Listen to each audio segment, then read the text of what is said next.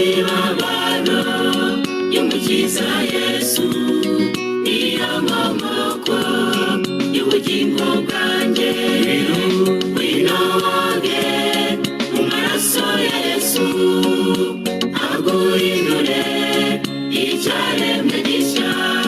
Yasezeranye ko abamwiringira azabambika kurabagirana.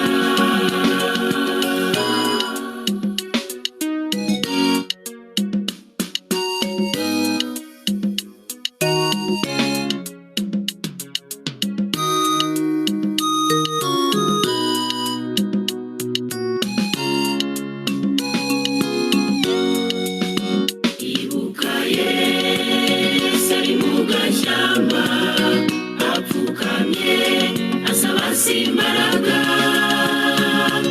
ati rwose niba bishoboka iki gikombe ndakakindenge. Winoge mu maraso ya Yesu aguhindure icyaremwe gishya. Yasezeranye ko abamwiringira azabambika kurabagirana.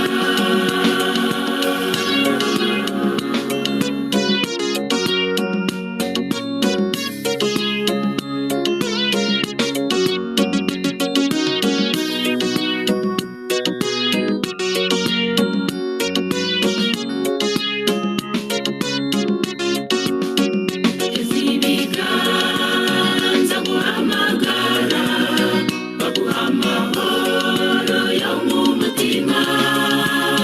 Yewe munyabyaha Yesu aragushaka, siga gutoneka umukiza wawe. Winoge mu maraso ya Yesu aguhindure icyaremwe gishya. Yasezeranye ko abamwiringira azabambika kurabagirana. Winoge mu maraso ya Yesu aguhindure icyaremwe gishya. Yasezeranye ko abamwiringira azabambika kurabagirana.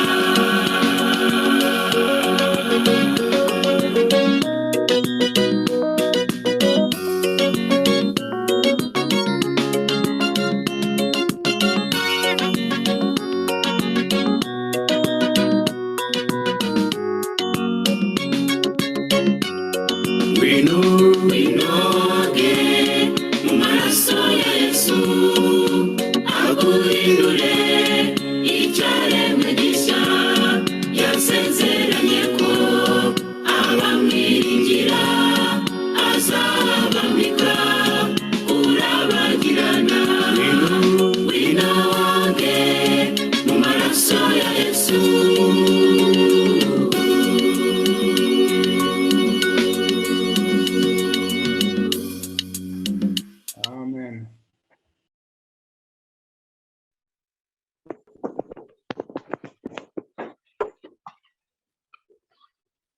Yesu ashimwe. Yesu ahimbazwe.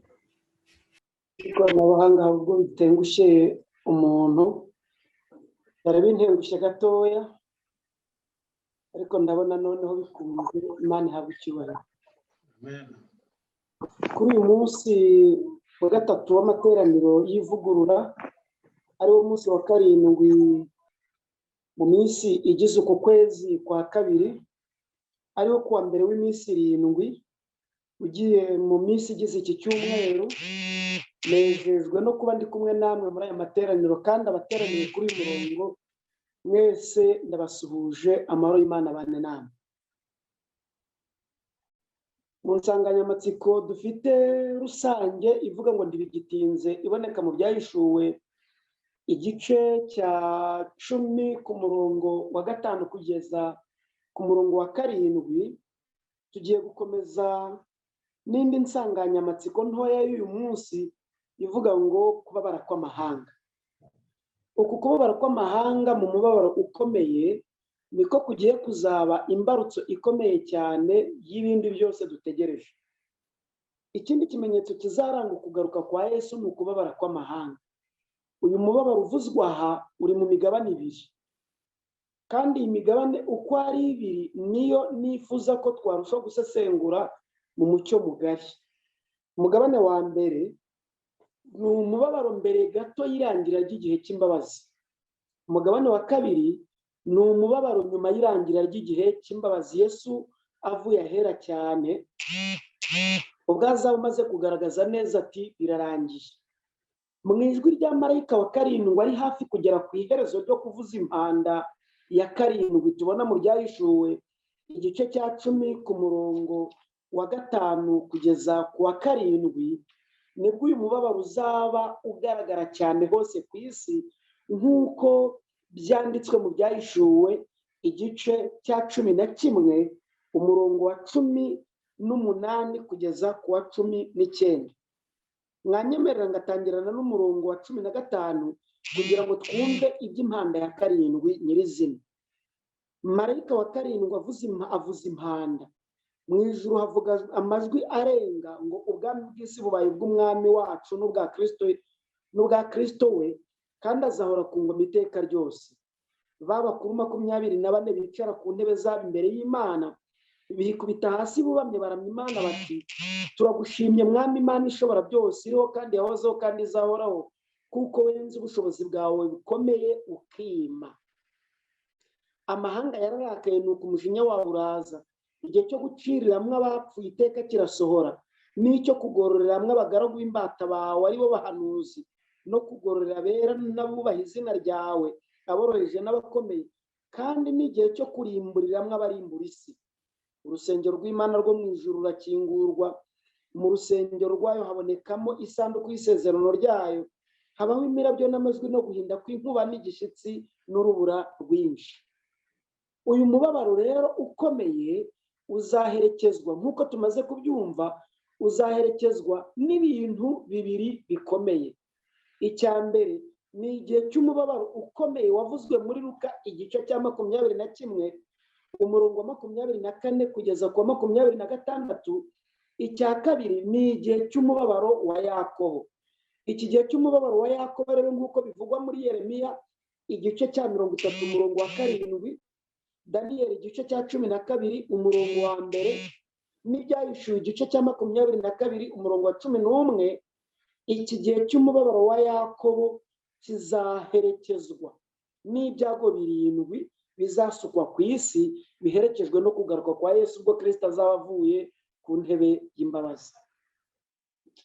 Ubwo rero twese duhuriye mu byanditswe byera kugira ngo dushobore gusesengura iby'iyi mpanda ya karindwi, ibya marayika wa karindwi avuza impanda, ari nabwo ubwiru bw'ubwami bw'Imana buzaba busohoye uko twabisomye mu Byahishuwe igice cya 10 ku murongo wa 5 kugeza ku wa 7, aho marayika uvuzwa aha yarahiye, kandi ari nacyo turi gusesengura mu nsanganyamatsiko ivuga ngo ntibigitinze, mu nyemerere dusesengure iby'iyi migabane yombi, ari byo igihe cy'umubabaro ukomeye ndetse n'igihe cy'umubabaro ukomeye wa Yakobo, cyangwa se itangiriro ry'igihe cy'umubabaro noneho n'igihe cy'umubabaro wa Yakobo, kugira ngo dushobore kubisesengura tubyumve neza, tubeho tuzi ibihe duhagazemo, tutazatungurwa nabyo, kuko twebwe turi abana b'umucyo, tutari abana b'umwijima ngo tuzatungurwe n'ibyo bihe.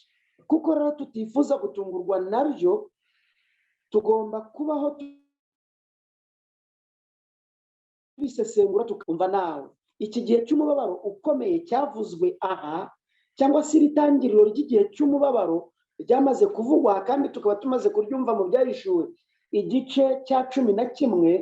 Ibivuzwe kuri uyu murongo wa 18 muri icyo gice cya 11 ntabwo biri kwerekeza ku kugaruka kwa Yesu, nta nubwo biri kwerekeza mu gihe cy'ibyago 7, kuko iki gitabo cyitwa inyandiko z'ibanze cyanditswe na Ellen White, ingeri yasohotse mu mwaka w'ibihumbi 2013, ku rupapuro rwa 88 haranditswe ngo ibi nabyeretswe mu mwaka w'1847 ubwo hariho bake mu bavandimwe bacu bari biteguye kugaruka kwa Yesu bubahiriza isabato.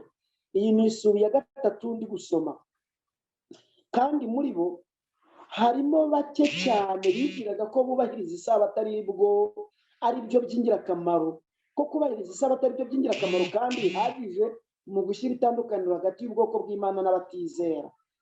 Isohora ry'iryo yerekwa ryatangiye kugaragara.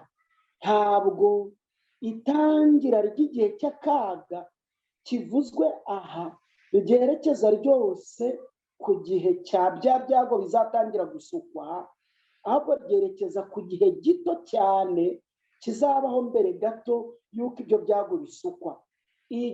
Agahe gato cyane, igihe gito cyane kizabaho mbere y'uko ibyo byago bisukwa, ubwo Yesu azaba ari mu buturo bwera.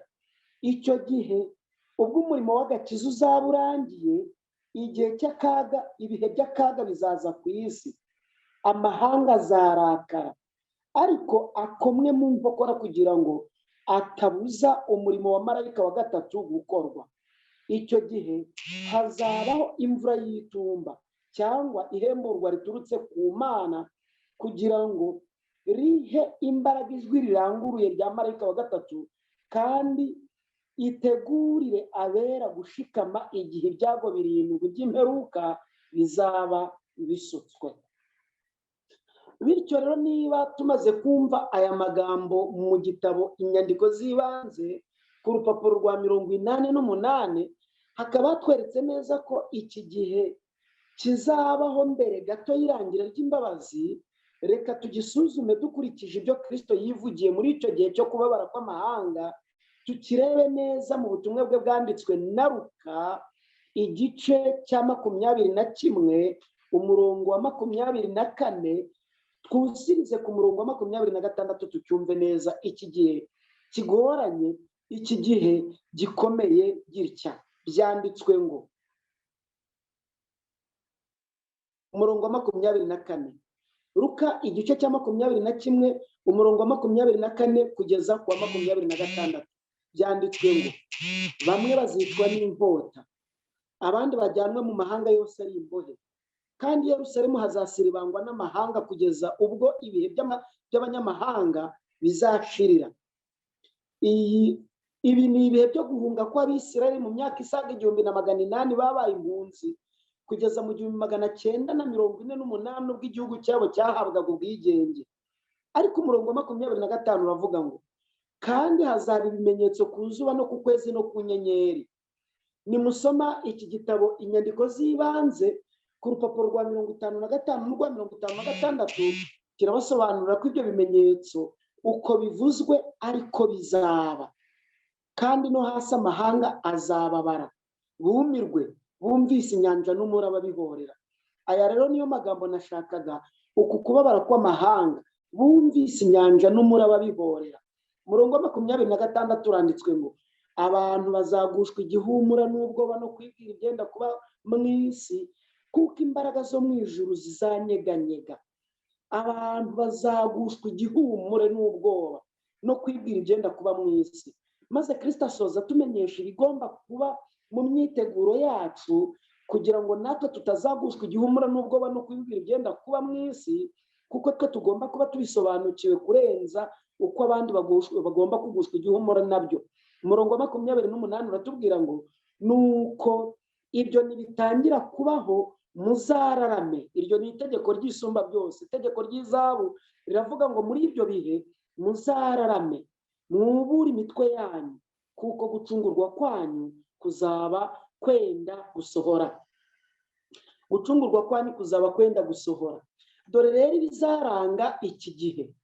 Iki gihe kizaba kirimo kubabara kw'amahanga, hazaba harimo urujijo no kumirwa kw'abayobozi b'inzego za politiki n'amadini atandukanye, abayobozi b'inzego z'ubucuruzi, abayobozi b'amashyirahamwe, amasendika n'amakoperative, abayobozi bayobora abandi n'ababareberera. Hazaba hari urujijo no kumirwa, hazaba hari intambara hirya no hino ku isi, hazaba hari ibishyitsi n'inzara hamwe na hamwe, hazaba hari indwara z'ibyorezo zayogoje ibintu, hazaba hari abigisha b'ibinyoma baca ibintu mu nyigisho zabo, hazaba hari ukwiyongera kw'abapfa, kugeza ubwo isi ubwayo izaba ifite ikibazo kiyiremereye giturutse ku gupfa cyane kw'abayituye.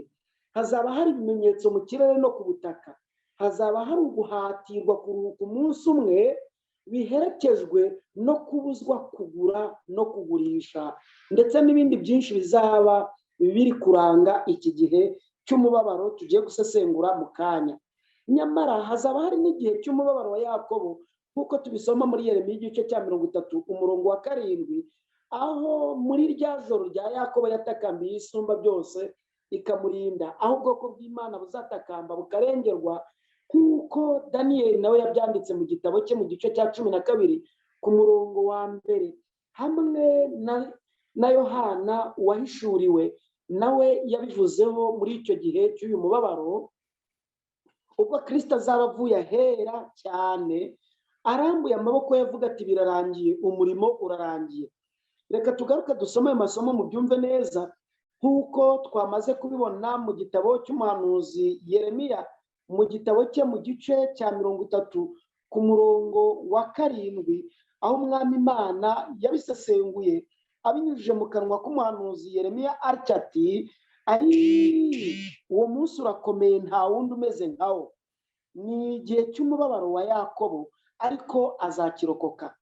Maze Daniyeli nawe abyandika mu gitabo cye mu gice cya 12 ku murongo wa 1 ati, maze icyo gihe Mikayire wa mutware ukomeye ujya uhagarikira abantu bawe azahaguruka, hazaba ari igihe cy'umubabaro utigeze kubaho uhereye igihe amahanga yabereyeho ukageza icyo gihe. Nuko icyo gihe abantu bawe bazaba banditswe mu gitabo bazarokorwa. Maze na Yohana wahishuriwe iby'iminsi ya nyuma y'imperuka nawe abyandika mu gitabo cye cy'ibyahishuwe igice cya 22 umurongo wa 11, handitswe ngo, ukiranirwa agumye akiranirwe, uwanduye mu mutima agumye yandure, umukiranutsi agumye akiranuke, uwera agumye yezwe. Iki ni igihe Kristo azaba ahagurutse ahera cyane agatangaza ko umurimo yakoreraga ahera, umurimo w'ubuhuza, umurimo w'ubutambyi, umurimo we urangiye. Kizaba ari igihe cy'umubabaro utigeze kubaho, kuko kizaba kirimo ibyago 7. Nitubibonera umwanya tuzabisesengura iki gihe cy'umubabaro umugabane wa 2, ariko reka nibande ku mugabane wa 1. Amahanga arahangayitse, ubu buzima tubayemo bw'ubunyacyaha n'ibibazo budukururira gushyushya no guteka imitwe byamaze guhindura benshi abarakare. Gushyushya umutwe, gushyushya imitwe ya benshi ndetse no guteka imitwe byamaze guhindura benshi abarakare. Nibyo bibyara imyivumbagatanyo, urugomo rukabije, ubwicanyi, ubujura, ubusahuzi n'ibindi bibi byinshi biyogoje iyi si, kugeza ubwo biteretse mu cyerekezo cyo kubabara kw'amahanga. Iminsi iheruka y'igihe cy'imbabazi iruhije byihariye ku bisi no ku itorero, kuko no kuri twe turahangayitse ku rwego rwo hejuru.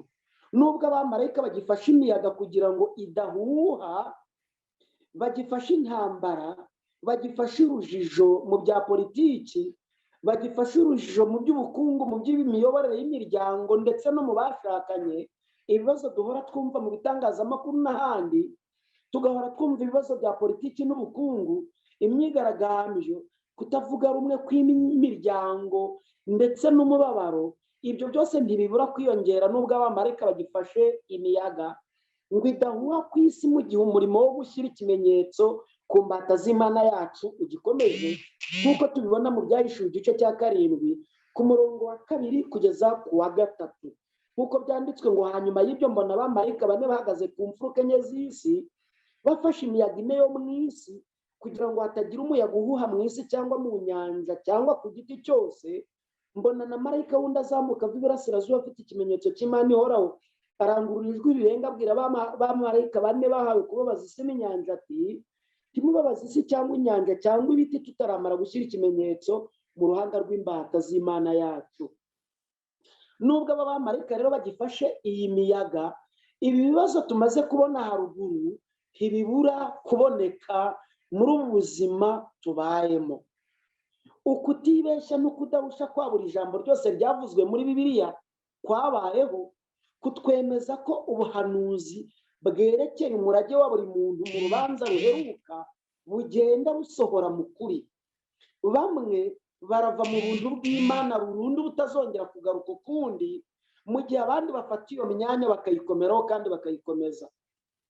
Ijambo ry'Imana riboneka mu Baroma igice cya 13, mubyumve neza.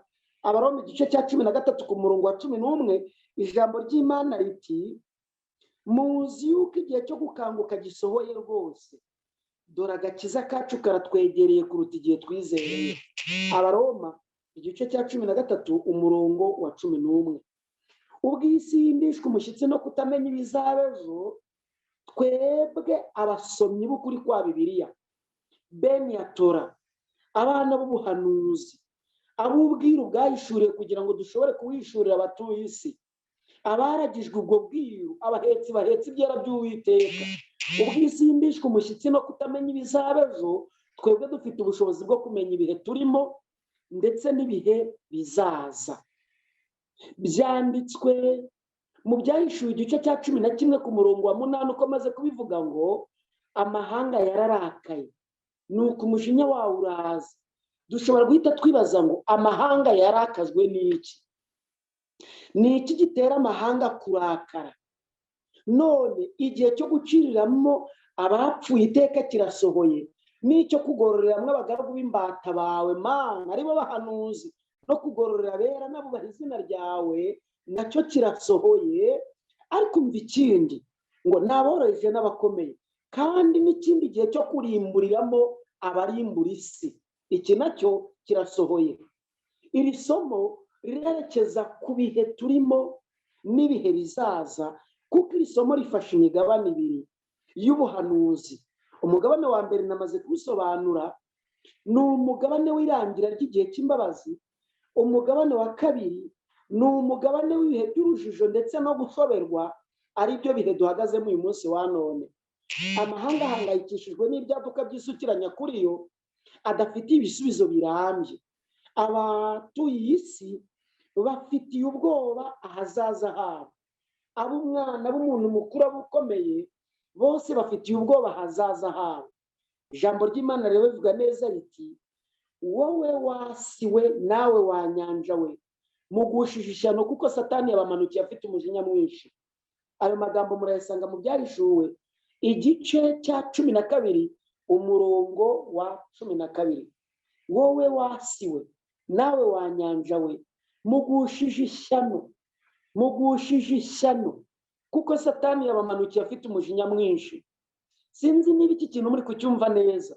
Niba ari itegeko riturutse mu ijuru, itangazo riturutse mu ijuru rikaza rivuga riti, wowe wasiwe nawe wa nyanja we. Iyo havuzwe inyanja mu Byahishuwe, iyo havuzwe inyanja mu buhanuzi, iyo havuzwe inyanja mu mvugo y'amarenga, mu mvugo shusho, haba havuzwe abantu benshi. Ibyahishuwe igice cya 17 umurongo wa 15 niko habivuga. Wasiwe nawe wa nyanja we, wabutake wabatuye isi we, ahantu hatuye bake n'ahatuye benshi, mugushije ishyano kuko Satani yabamanukiye afite umujinya mwinshi, kandi azi yuko afite igihe gito. Mubyumve neza kugira ngo dushobore gukomezanya ku murongo ngenderwaho. Muvandimwe kandi mukundwa, amategeko mbonezamubano yo ku isi bisa naho atagifite ubushobozi bwo gukumira urukongi rw'ibyaha kuko bitagitinywa nka mbere. Ibyo murabyumva bicicikana mu bitangazamakuru.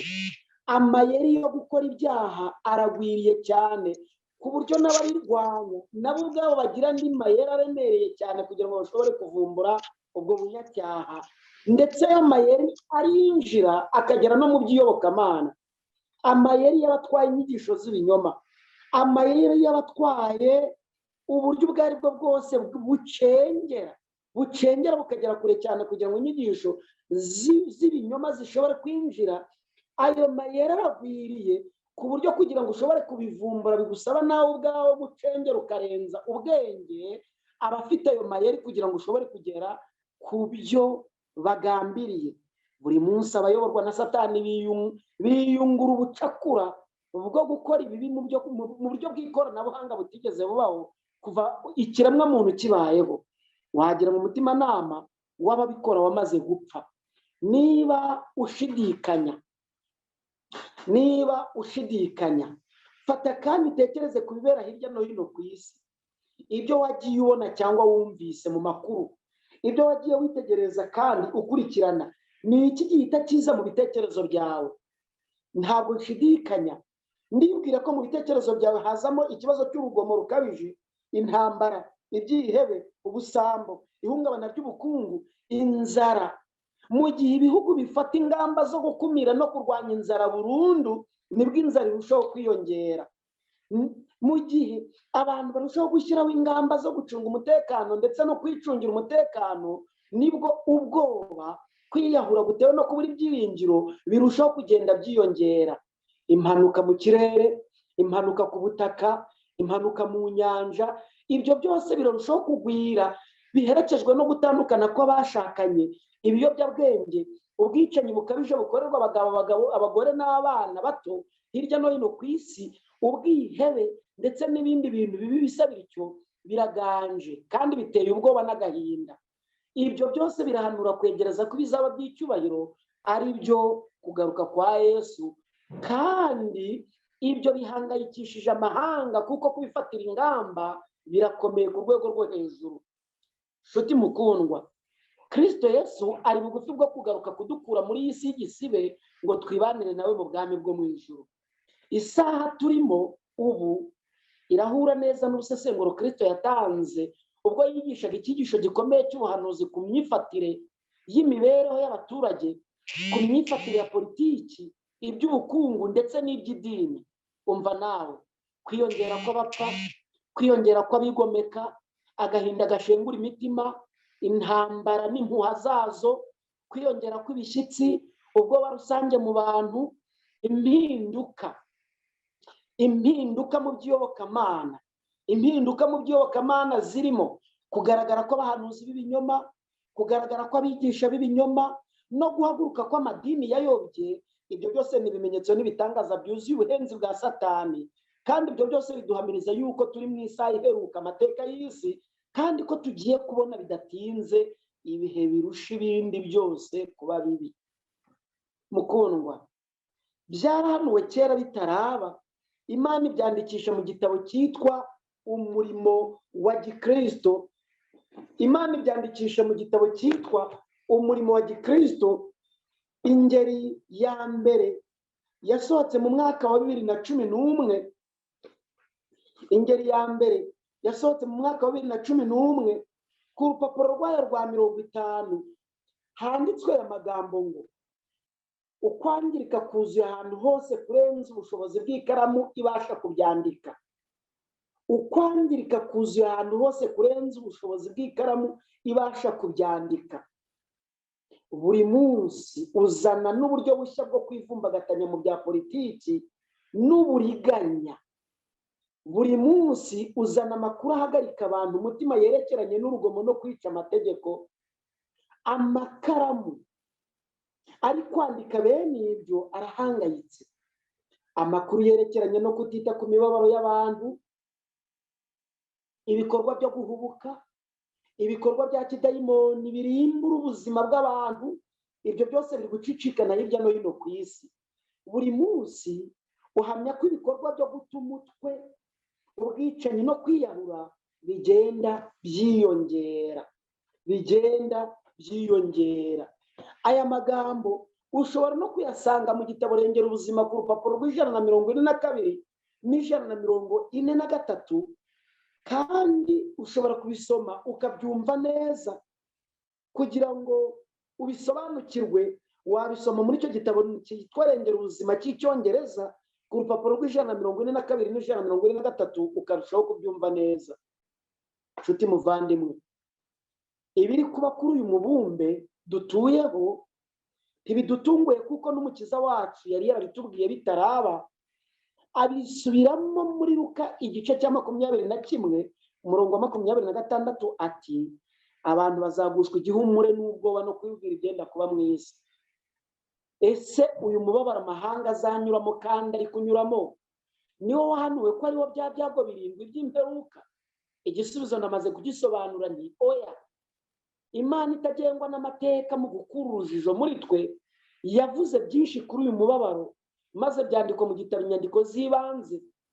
Ingeri yasohotse 2013 ku rupapuro rwa 88, aho namaze gusobanura neza ko atari igihe cy'itangira ry'igihe cy'akaga kavuzwe aho, ko iri tangira ry'igihe cy'akaga atari ryo tangira rya bya byago birindwi bizatangira gusukwa uko tubisoma mu Byahishuwe igice cya 16, ahubwo byerekeza ku gihe gito cyane kizabaho mbere gato y'uko ibyo byago bisukwa. Kandi mwongere mwibuke ibyanditswe mu mwiteguro w'imvura y'itumba, aho ibyanditswe byera bivuga ngo amaso yanjye akurwa ku bwiza bw'Imana, maze nerekwa itorero ryasigaye. Mbaza marayika wabinyerekaga ati mbese aho muzakira, marayika wabinyerekaga arambwira ati mbese aho muzakira ibyago birindwi biheruka? Muzakira ibyago birindwi biheruka? Niba rero dushaka gukira ibyago birindwi biheruka, dukwiriye gupfa ku narijye, dukwiriye gupfa ku cyaha kugira ngo dushobore kubaho. Yesu ati amahanga azarakara. Luka igice cya 21 umurongo wa 25. Ubu burakari buzazamurwa n'iki? Buzabyutswa n'iki? Amahanga azabyitwara mwate? Ni iki kizakangura uburakari bw'amahanga? Ubu burakari buzabyutsa ubugome bwagizwe akamenyero, bwari busanzwe buhishwe iyo mu mitima ya kamere ikiranirwa, bibyara umuvumba w'imyivumbagatanyo n'imyigaragambyo ikomeye cyane itazahoshwa n'imbaraga z'inzego zishinzwe umutekano ku isi. Kandi amahanga azarakara bitewe n'impamvu runaka. Byumve neza. Kubera iki? Ibyo umuhanuzi Yesaya yahishuriwe n'Uwiteka birabitubwira neza mu gitabo cya Yesaya igice cya 24. Erekeza amaso mu gitabo cy'umuhanuzi Yesaya, duhurire muri icyo gitabo mu gice cya 24. Wumve neza ikizarakaza amahanga. Ku murongo wa 5 handitswe ngo, ariko reka mpere ku murongo wa 4, igihugu kirarira. Kandi mu byumve ni ibyago bizaza ku isi. Igihugu kirarira kandi kibaye umuhonge. Isi icitse intege, ibaye umuhonge. Abanyacyubahiro b'isi bacitse intege, kandi isi ihumanijwe n'abaturage bayo kuko bacumuye amategeko.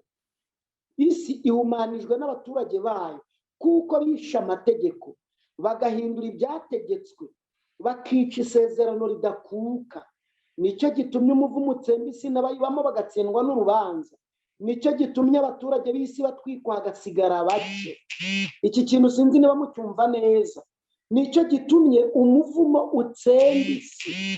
Abinyujije mu kanwa k'umuhanuzi Yesaya, Uwiteka yerekanye ibintu bitatu bizakururira isi ibyo byago byose n'amakuba, bikarimburira abayituye muri ubwo bubabare, kandi bakarimbuka bigacura injereri mu matwi yabo.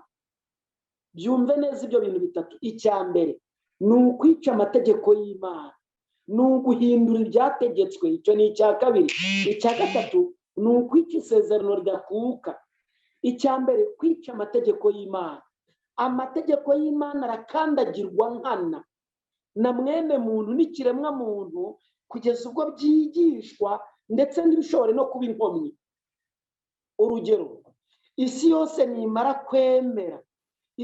nimara kwemera no kwakira iri tegeko rijyanye no gushyingira abahuje igitsina, bikamara kwemerwa mu madini, mwebwe abayoboye amatorero mumfashe mu byumve neza, umwanzuro uzafata wose uzagira ingaruka.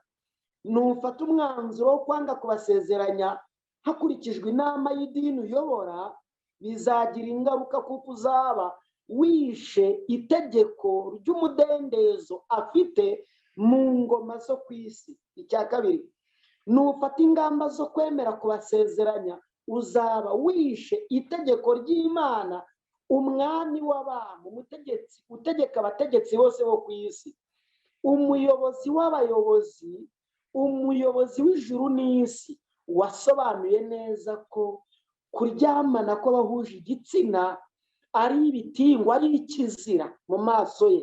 Hagati aho rero umwanzuro uzafata uwo ari wo wose uzakugiraho ingaruka mbi.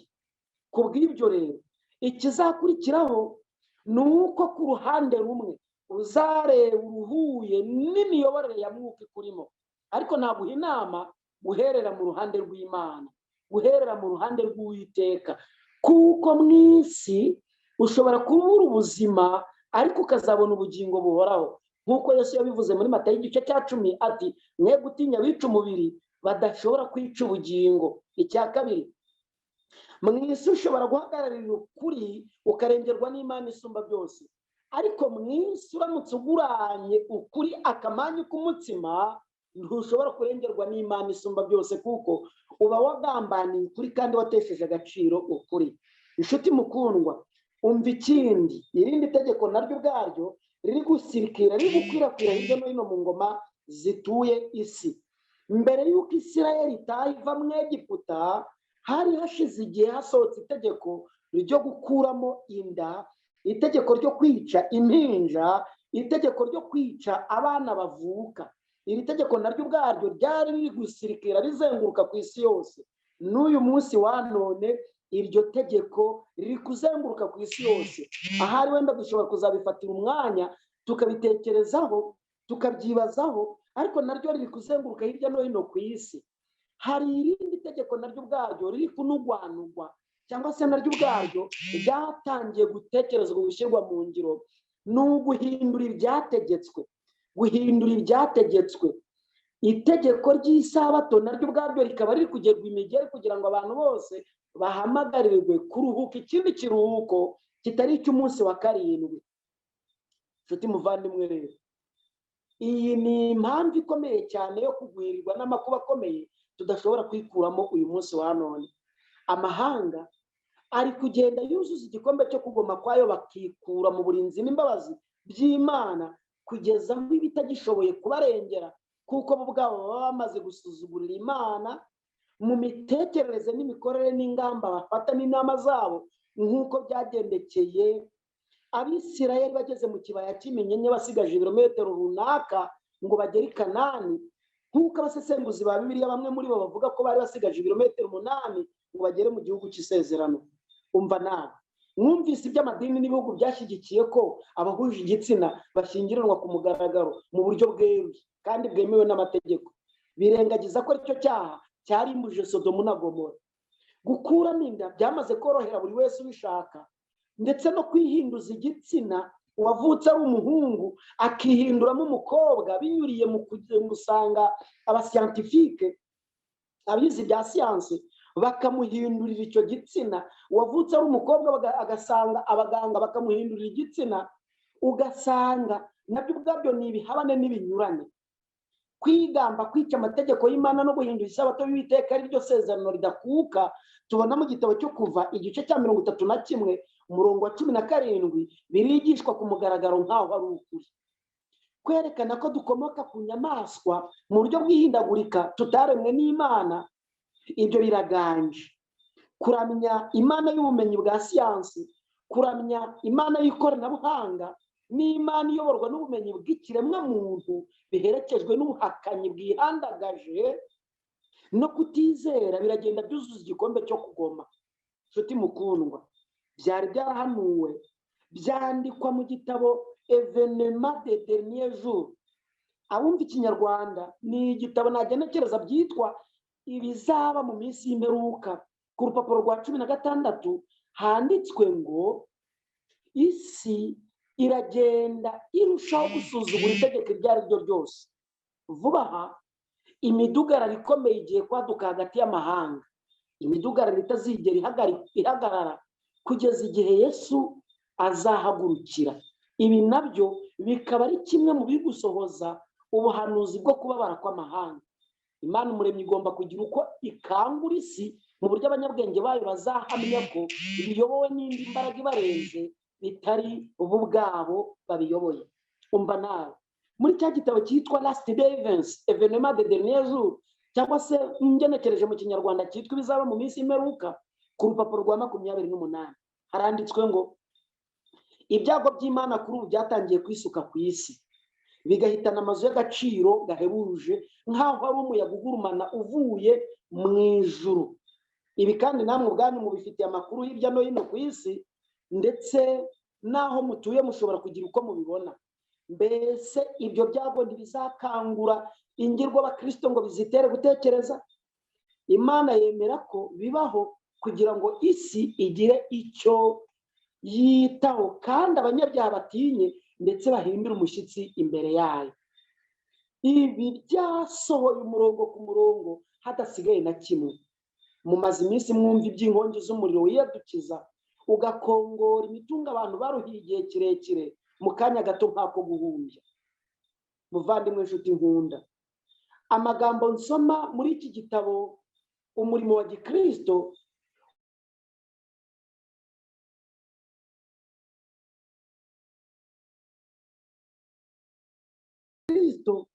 urupapuro rwa 50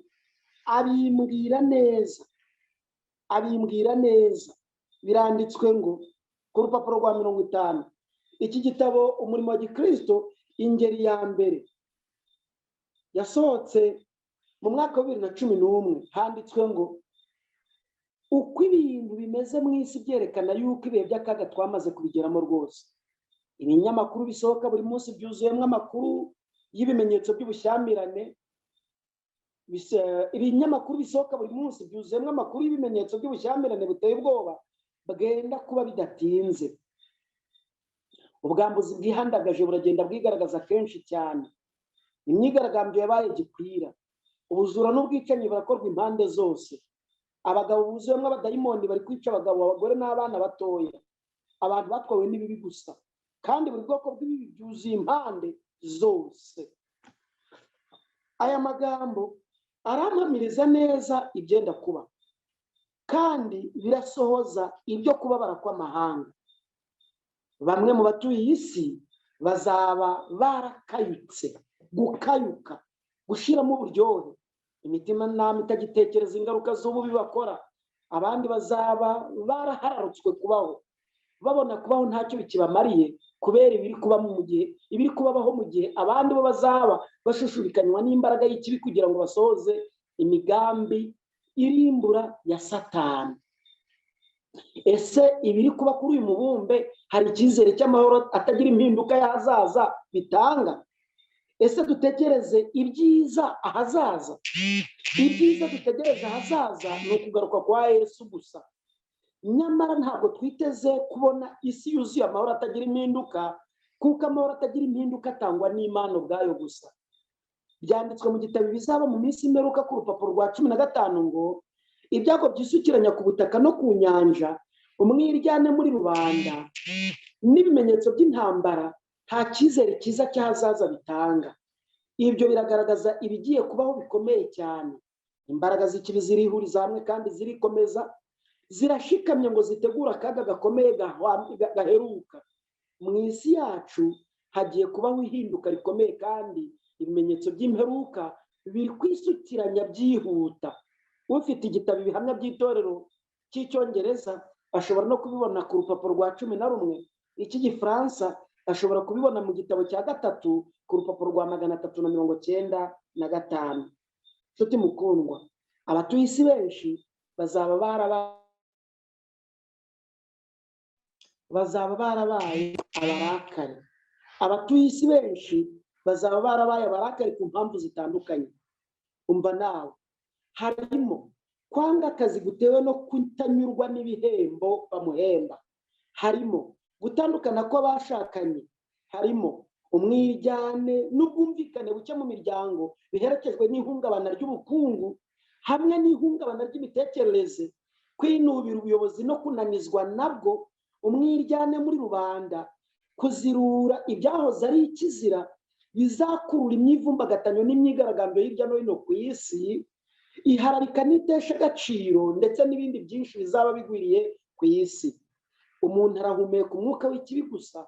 Ikibi gisa n'ikimaze kumenyerwa kugeza aho umuntu atagishishikazwa nacyo, atagikangwa nacyo, kitakimuteye ubwoba. bamwe mu bayobozi b'amadini bazaba ari abarakare kubw'ishyari n'urwango bafitiye ukuri kw'ijambo ry'Imana bavuga ko babwiriza. Ibi nabyo bizaba ari ikibazo kiremereye cyane cy'aba barakare kubw'abazaba bari kubacika bajya mu kwizera ukuri bamaze gusobanukirwa, nako bakifatanya n'itorero ry'Imana. N'igihe bazaba babona abayoboke babo bihitiramo kugengwa na kwa kuri bahishwe igihe kirekire, bagafata icyemezo cyo gusanga itorero ry'Imana, bizabahindura abarakare kandi umuntu afite umudendezo wo kwihitiramo kwizera ku mugenga. Isi izaba irimo abarakare mu mpande zose, byaba uruhande rw'abatizera n'uruhande rw'abizera, hazaba hagwiriyemo abarakare. Kuba muri iyi si bizasaba kwihambira gukomeye, bizaba bisaba kwihambira gukomeye, kwizirika kuri Kristo Yesu, ku masezerano no ku byiringiro. Abasomye igitabo Intumwa y'Imana ku rupapuro rwa 66 mwasomye icyigisho kivuga ngo inzira ifunganye, mwasobanukiwe ko babanje gusiga amagare, babanje gusiga ibiri ku mafarashi n'amagare, bageze aho basiga imitwaro bikoreye, bagera n'aho bakuramo n'inkweto, bagera n'aho bumva babangamiwe n'amasogisi nabo bayakuramo. Nshuti muvandimwe, nyemerera dutekereze ku gutandukana ko bashakanye twamaze kubona haruguru, kumaze kuba icyorezo nk'ibindi, kandi no mu itorero namwe ubwabyo uku gutandukana ko bashakanye kukaba kuri kugenda kwigaragaza hirya no hino ku isi, kikaba kimaze kuba ikibazo kiremereye inzego zose. Ese biremewe ko umwe mu bashakanye atandukana na mugenzi we amuhoye ikintu cyose? Yesu yabivuzeho iki? Iyo dusomye ibyanditswe mu butumwa bwe bwanditswe na Matayo igice cya 19, tugatangirana n'umurongo wa 4 kugeza ku murongo wa 6, twumva neza icyo umwami w'ijuru n'isi yabivuzeho. Yaravuze ati, nawe arabasubiza ati, ntimwari mwasoma yuko iyabaremye mbere yaremye umugabo n'umugore, ikababwira iti nicyo gituma umuntu azasiga se na nyina akabana n'umugore w'akaramata, bombi bakaba umubiri umwe, bituma batakiri babiri ahubwo babaye umubiri umwe. Nuko icyo Imana yateranirije hamwe umuntu ntakagitandukanye. Niba rero Kristo amaze gusobanura neza iri jambo, duhora twumva amakuru acicikana avuga ku bwicanyi bukorerwa abashakanye, cyangwa se bukorerwa umwe kandi bugakorwa n'umwe mu bashakanye, cyangwa n'abana hamwe n'ubutane bwa hato na hato n'izindi mpamvu zitera ibyo. Ariko duhita twibaza tuti, ni iyihe mpamvu itera ugutandukana kw'abashakanye bakundanye? Ni iyihe mpamvu itera kwicana kw'abashakanye bakundanye? Ni iyihe mpamvu ibitera? Ese umwe mu bashakanye yemerewe gutandukana igihe cyose abyishakiye? Ese umwe mu bashakanye yitwaye nabi byaba impamvu yo kumusenda? Ese ubundi biremewe gutandukana? None se wamwihambiraho atagushaka? Ese kwemerera abashakanye gutandukana ni ukunyuranya n'ijambo ry'Imana twamaze gusoma? None se wabareka bakicana? Jya muri Bibiliya, soma ijambo ry'Imana, urabonamo ibisubizo. Gendera muri iryo jambo, urabibonamo ibisubizo. Ariko muri raporo ya Rwanda Vital Statistic Report yasohotse 2019, cyangwa se raporo y'ikigo cy'igihugu gishinzwe ibarurishamibare, iragira iti imiryango 8,941 yemerewe n'inkiko gutandukana. Ni imibare yazamutse cyane kuko muri mwaka wa 2018 hari hatanzwe gatanya 311. Ni ukuvuga ko zikubye inshuro 6.8%. Imibare ya cya kigo gishinzwe ibarurishamibare igaragaza ko ufashe gatanya zatanzwe mu mwaka wa 2019 ukagereranya n'imiryango yashingiwe mu buryo bwemewe n'amategeko uwo mwaka, wavuga ko imiryango yatandukanye ari 18.4%. Imibare yatanzwe n'urukiko rw'ikirenga muri 2018 iragaragaza ko imanza za gatanya zakiriwe hifashishijwe ikoranabuhanga mu mwaka wa 2016 zari imanza 21. Mu mwaka wa 2018 ziba imanza 69, naho mu mwaka wa 2019 ziba imanza 1,311 zatumye abacamanza bataryama bahangayika bajya gusoma mu ngingo z'amategeko kugira ngo bashobore kubona uko bakemura iki kibazo. Ibi nabyo ni ukunaniza abacamanza, aribyo byitwa kubabara kw'amahanga. Ni kimwe mu kubabara kw'amahanga. Kuki byafashe intera ndende ingana itya? Ese abatandukanye batagannye inkiko bangana iki? Abatandukanye batagiye mu nkiko nkeka ko aribo benshi cyane. Aba bana mu buryo butemewe n'amategeko se bo bangana iki? Ntekereza ko ari benshi cyane. Niyo mpamvu itera umwe mu bashakanye kwica mugenzi we nk'uko duhora tubyumva. Ijambo ry'Imana ritanga igisubizo riti muri Matayo igice cya 24 ku murongo wa 12 riti maze kuko ubugome buzagwira urukundo rwa benshi ruzakonja. Matayo 24 ku murongo wa 12 maze kuko ubugome buzagwira urukundo rwa benshi ruzakonja. No mu miryango urukundo rwa benshi rwarakonje. Ibi nabyo ni kimwe mu bihangayikishije amahanga kandi ni kimwe mu bimenyetso by'imperuka. Abakurikiranira hafi iki kibazo mutubwire, biterwa n'iki ko gushyingiranwa gushingiye kuri manda no gutandukana kw'abashakanye bitahozeho kuva kera mu buryo buremereye isi gutya?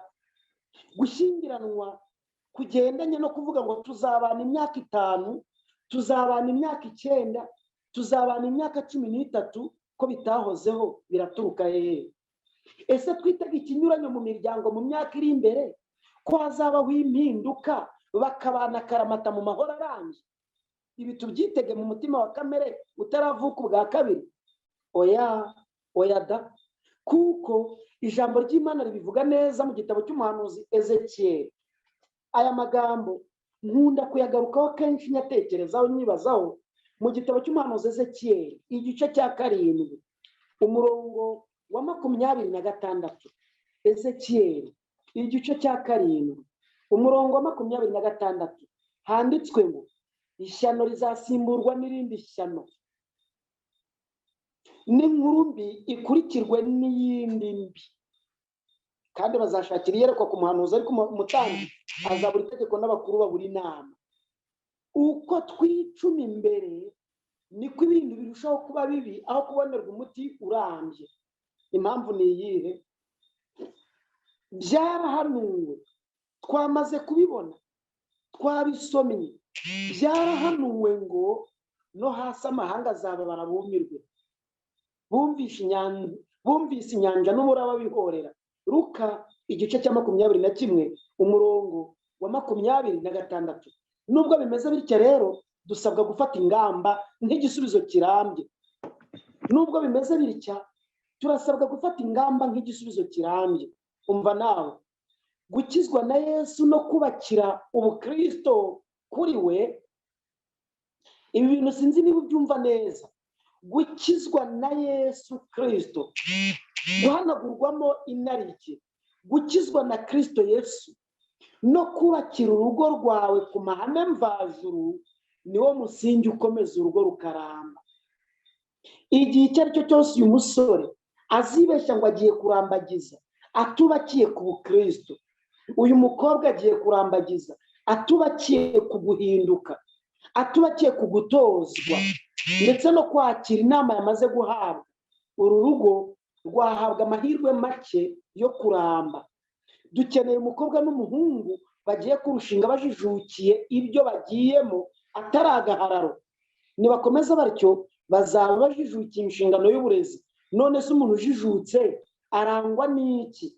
Kugira ngo dushobore kumenya umuntu ujijutse, uko ibyanditswe byera bivuga ngo ukwiriye kujijuka. Umuntu ujijutse yumva vuba, amenya gutandukanya ikibi n'icyiza, avuga yego cyangwa oya abanje gutekereza. Ashobora gutinda gusubiza atari uko yabuze igisubizo, ahubwo akagira ngo yirinde igisubizo cyamushyira mu kaga cyangwa kigateza abandi ingorane. Byanditswe mu gitabo cy'Imigani igice cya 15.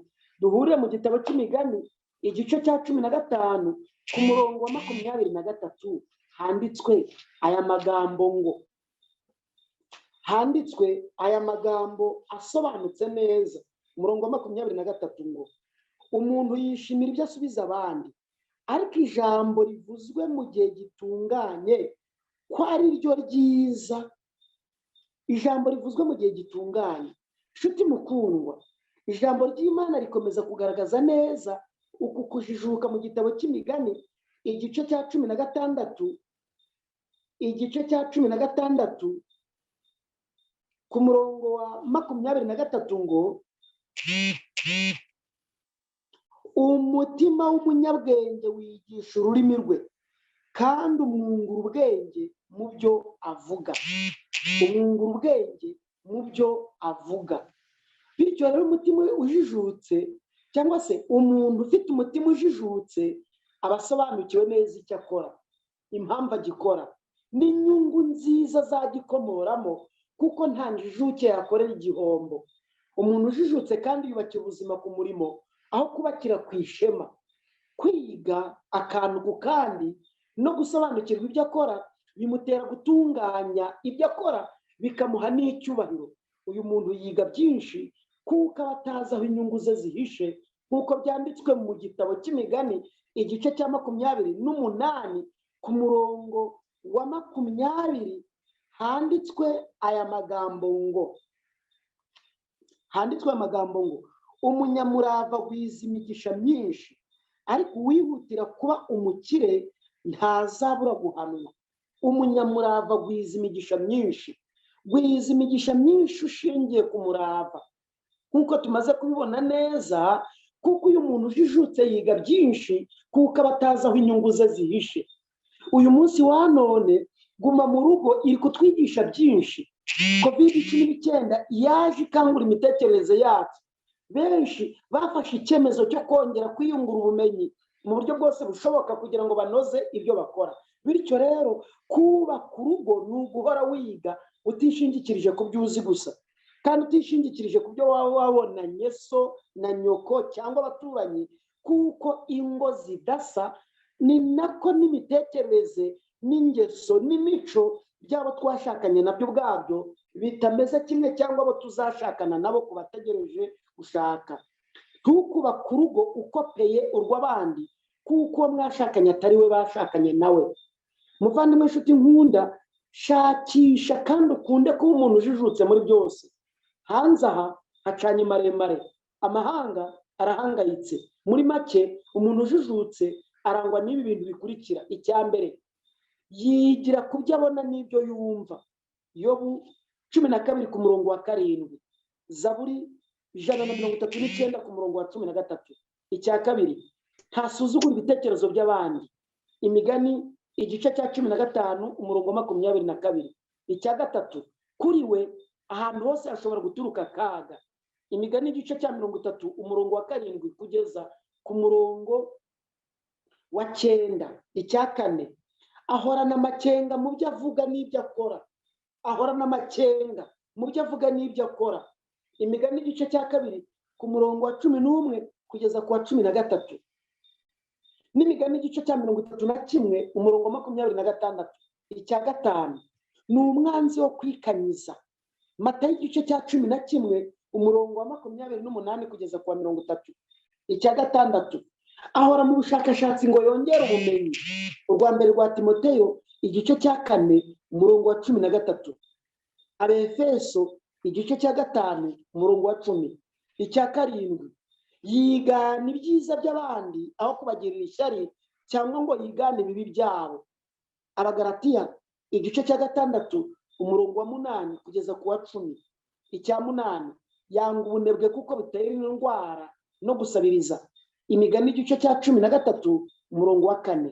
Icya 9, yirinda inshuti zimuhombya. Yirinda inshuti zimuhombya atagwije ubugugu. Yirinda inshuti zimuhombya atagwije ubugugu, cyangwa se atabitewe n'ubugugu. Imigani igice cya 13 umurongo wa 20. Icya 10, kuri we akazi keza si ishema ahubwo ni inyungu akavanamo. Imigani igice cya 31 umurongo wa 15 kugeza wa 26. Icya 11 kimuranga kiranga uyu muntu ujijutse, ntakorera ibyiza kwihonga. Abaroma igice cya 2 ku murongo wa 7, ntakorera ibyiza kwihonga. Ibi nabyo mubyumve neza, ntabwo icyo akoze cyiza agikorera kwigura agikorera umutima wahindutse. Urugero natanga, nkunda kurutanga iyo byumvikanye neza, ubyumva neza. Urabisoma mu Baroma igice cya 2 ku murongo wa 7, ariko uza kubikurikirana ku mibereho ya Nabali na Abigayili.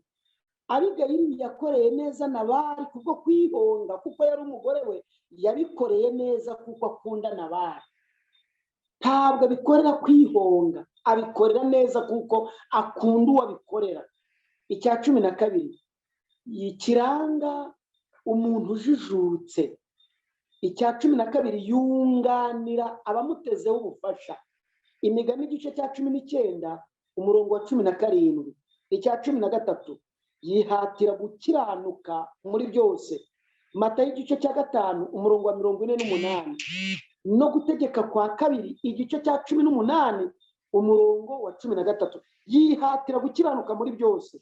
Ariko aya masomo y'ingingo ya 13 yo munyemerere nyasome, iyi mirongo 2 munyemerere nyisome.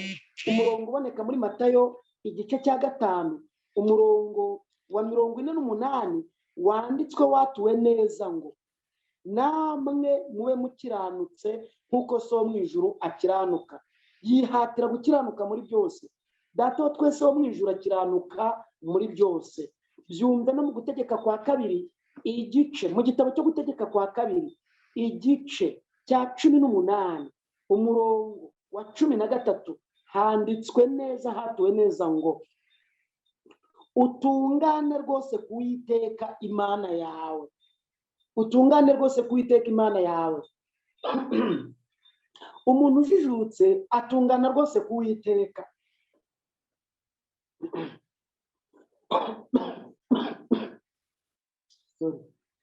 Ikindi gihangayikishije amahanga ku rwego rwo hejuru rutahozeho kuva kera ni ikoreshwa ry'ibiyobyabwenge.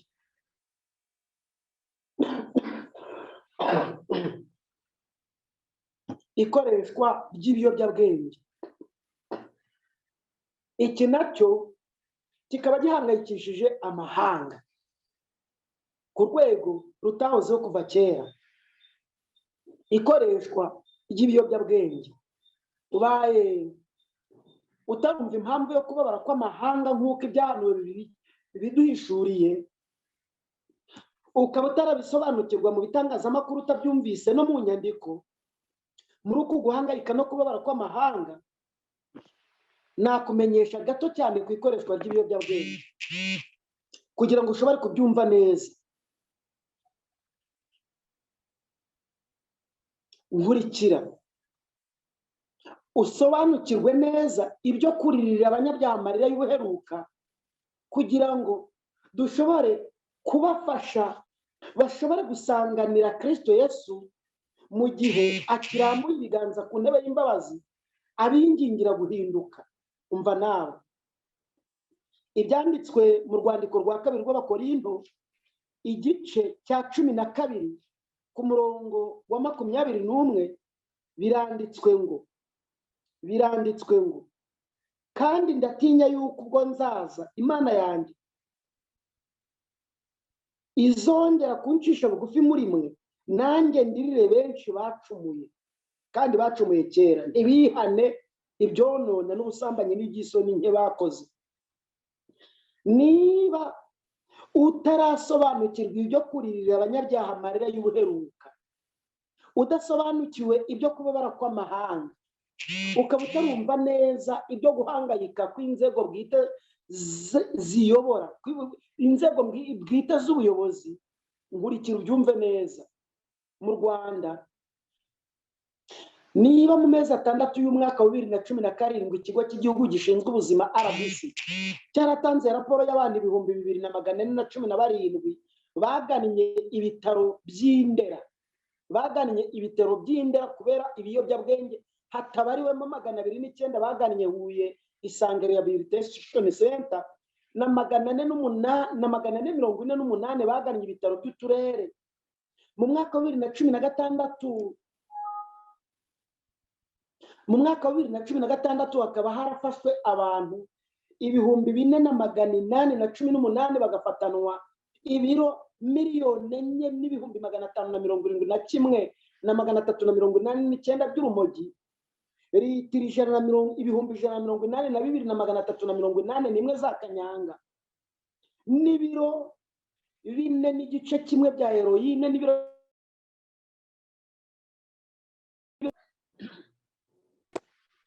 agaciro kabyo kakaba katari munsi ya miliyoni 50 zapfuye ubusa zagombye kubaka igihugu. Abafashwe batageze ku myaka 18 bakaba ari abana 55.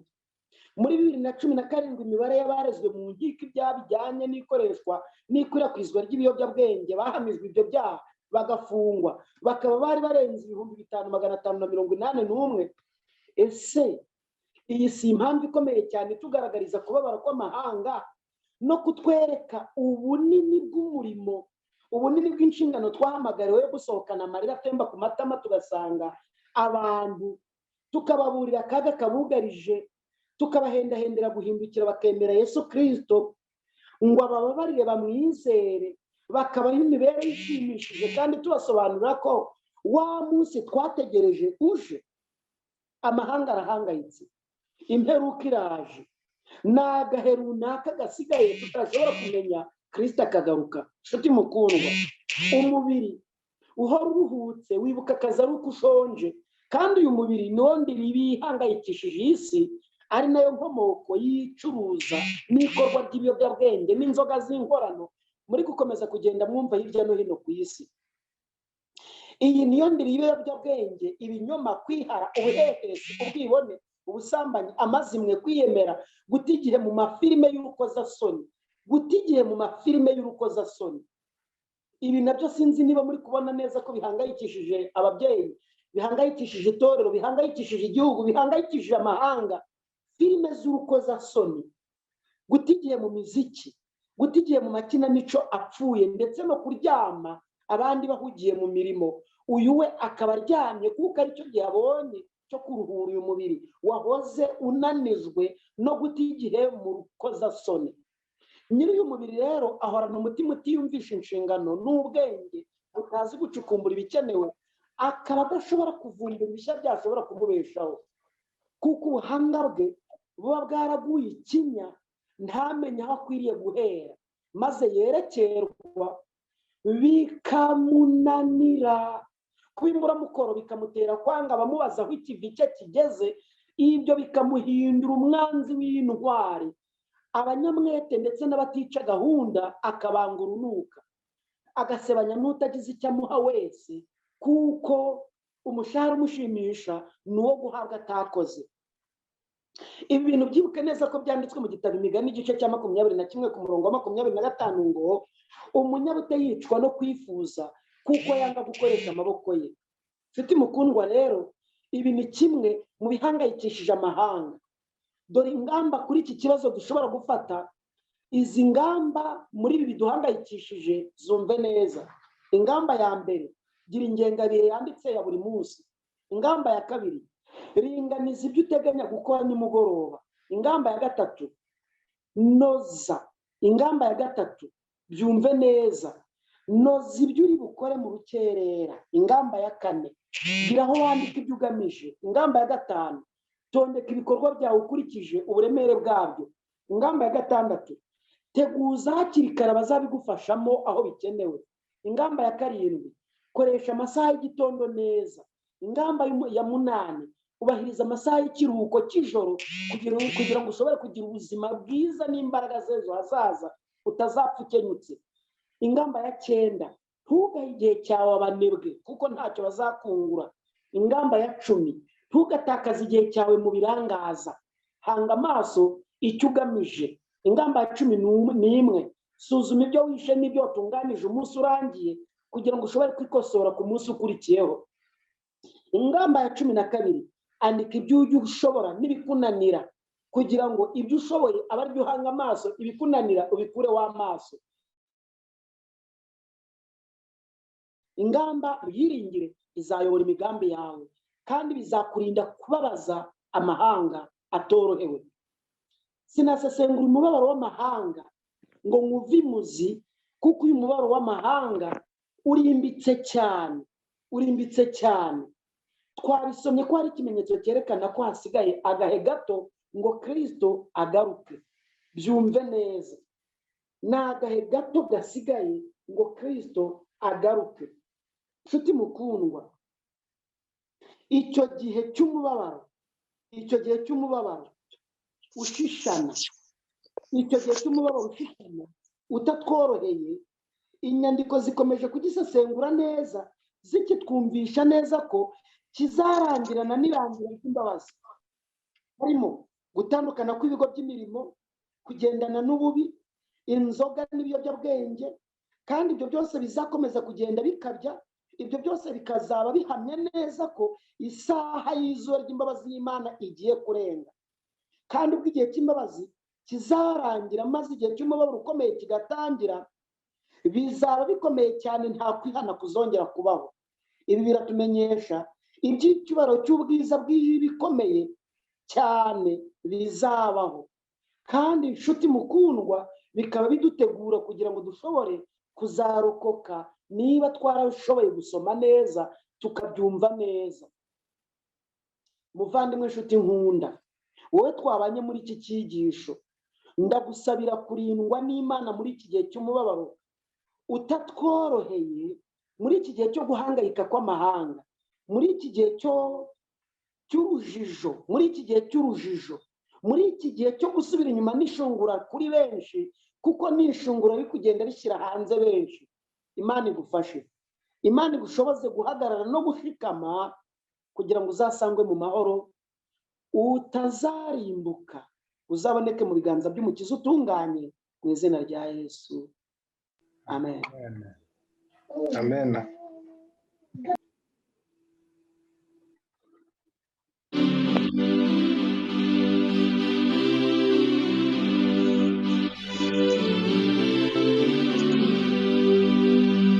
Mugenzi komera, Yesu ari hafi, twamutegereje kera, tugiye kwitahira iwacu heza, turirimbe ko dutsinze, twihangane twe kumuhemukaho, kandi wataduhemukiye, yatweretse urukundo ruhebuje, nirwo rwatumye adupfira. Mugenzi komera, utegereze umudugudu w'izahabu, wateguriwe abakiranutsi, niho tuzaruhukira. Ihangane, ntabwo tuzaguma aha, mu buhanya no mu miruho, hari umwijima uzataburuka, igitondo gitangaze. Mugenzi komera, dore araje, uwo muremyi wa byose, azanye n'abamarayika benshi, azanye n'ingororano. Ihangane ugeze igihe umukiza azabwira aya magambo, ngo mugaragu mwiza ukiranuka, igire mu munezero.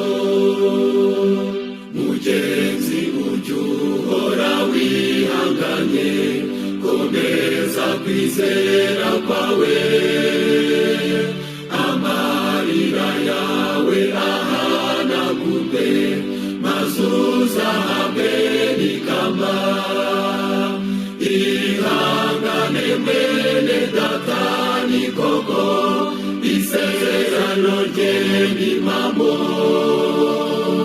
uzibanirayo n'abakijijwe na Yesu umukiza wacu.